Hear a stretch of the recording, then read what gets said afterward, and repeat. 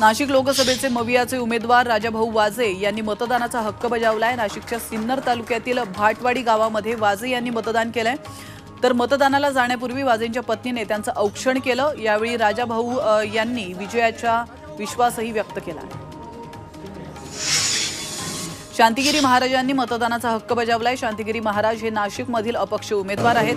शांतिगिरींसमोर हेमंत गोडसे राजाभाऊ वाजेंचं आव्हान आहे। तर मतदान केल्यानंतर शांतिगिरी महाराजांनी ईव्हीएम मशीनला हार देखील घातल्याचं पाहायला मिळालं। योग्य वाटेल त्या पक्ष आणि उमेदवाराला मतदान करा असं आवाहन मंत्री छगन भुजबळ यांनी केलंय। नाशिकमध्ये त्यांनी आज मतदानाचा हक्क बजावलाय। उमेदवार निवडण्याची हीच वेळ असल्याचं भुजबळ म्हणाले।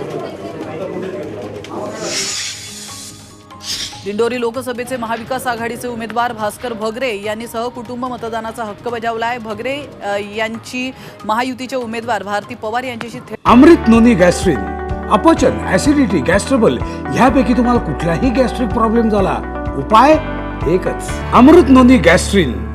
लढत होते, मात्र यावेळी मी नक्कीच जिंकून येईल असा विश्वास भास्कर भगरे यांनी व्यक्त केलाय। महायुतीचे उमेदवार भारती पवारांनीही मतदान करत विजयाचा विश्वास व्यक्त केलाय।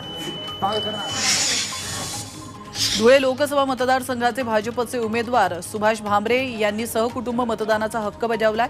या मतदारसंघात भामरे यांची काँग्रेसच्या शोभा बच्छाव यांच्याशी थेट लढत होते, त्यामुळे या निवडणुकीमध्ये कोण बाजी मारणार हे पाहणं महत्त्वाचं आहे। धुळे लोकसभा मतदारसंघाचे उमेदवार डॉक्टर शोभा बच्छाव यांनी मतदानाचा हक्क बजावलाय। नाशिकमध्ये त्यांनी मतदान केलंय, तर मतदानापूर्वी घरच्यांनी त्यांचं औक्षण देखील केलंय। सकाळी त्यांनी देवपूजा करत मतदान केंद्र गाठलं। पंचवटीतील शाळा क्रमांक 56 मध्ये मतदान करून त्या धुळे मतदारसंघाकडे रवाना झाले। भाजप नेते किरीट सोमय्या यांनीही मतदान केलंय। मुलुंड पूर्व नीलमनगर या ठिकाणी त्यांनी आपल्या मतदानाचा हक्क बजावलाय। सोमय्या यांनी सहपरिवार मतदानाचा हक्क बजावला। आज नीलमनगर या मतदान केलं, मोठा रांगा लागलाय।